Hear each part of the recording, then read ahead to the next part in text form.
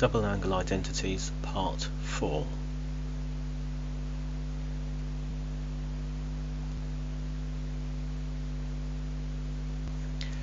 Okay, so we have to write this fraction in terms of only sine. So it does look like the angle's the same. That's 70, that's 70. So where does the double angle part come from? Okay, let's have a look. So we know that secant 70 can be written as 1 over cos 70. So we can rewrite this fraction as 4 sine 70 over, and then the secant 70 is 1 over cos 70. So that's all I've done there. I've rewritten the secant in terms of cos. Now we're dividing by a fraction, which means I can multiply instead of dividing, but I have to multiply by the reciprocal of this highlighted fraction, the one that I'm dividing by. Okay, so we now have 4 sine 70 here, 4 sine 70 multiplied by, and this gives us cos 70 divided by 1, which is just cos 70. So this still doesn't look like a single term in terms of sine. We've got sine and cosine. Now if I split up the 4 like this, now hopefully the bit in brackets should look as though it's part of the double angle formula for sine. You know, sine 2a was 2 sine a cos a.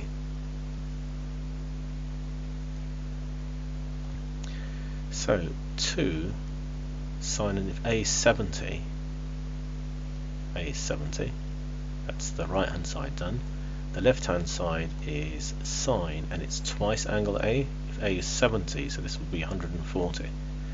So what I can do now is replace the highlighted portion here with this.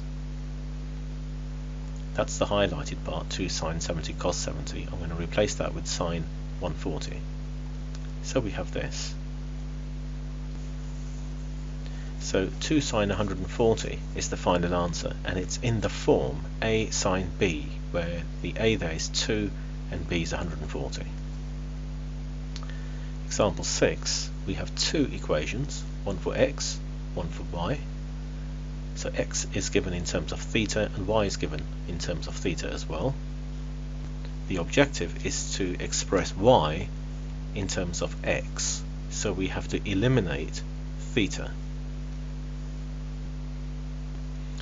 So I'm looking for an identity that will link both equations together, a trig identity.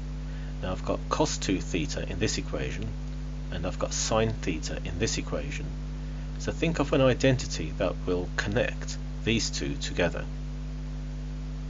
And the identity is this, the double angle identity for cosine.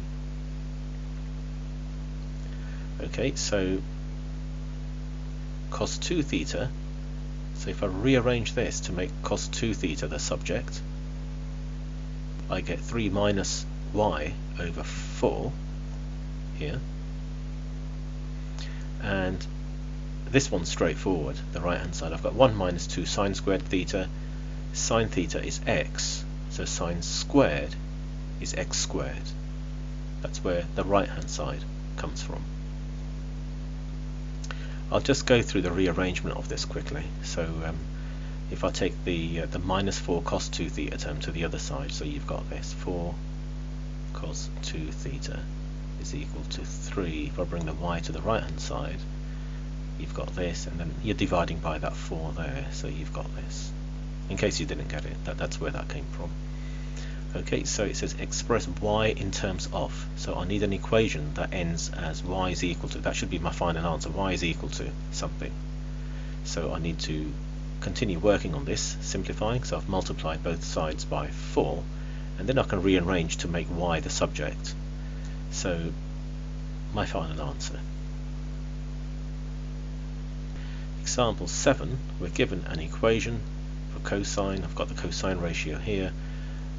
X is in this interval, and I want the exact value of sine 2x. This is the identity that we know for sine 2x, And we're thinking of double angle identities because that's 2x and that's x. We can see there's a double angle relationship. So in the identity here, I already know the value of cos x. It's 3/4. So I can replace this with 3/4, all of this with 3/4.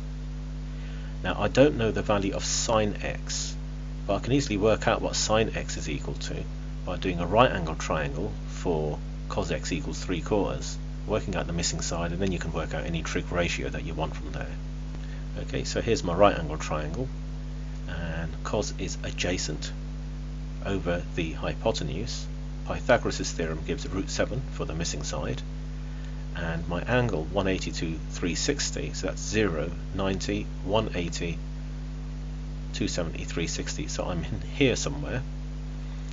Now an angle in here is a reflex angle, and I know my cosine ratio is positive, so there's no way I can be in quadrant 3 here.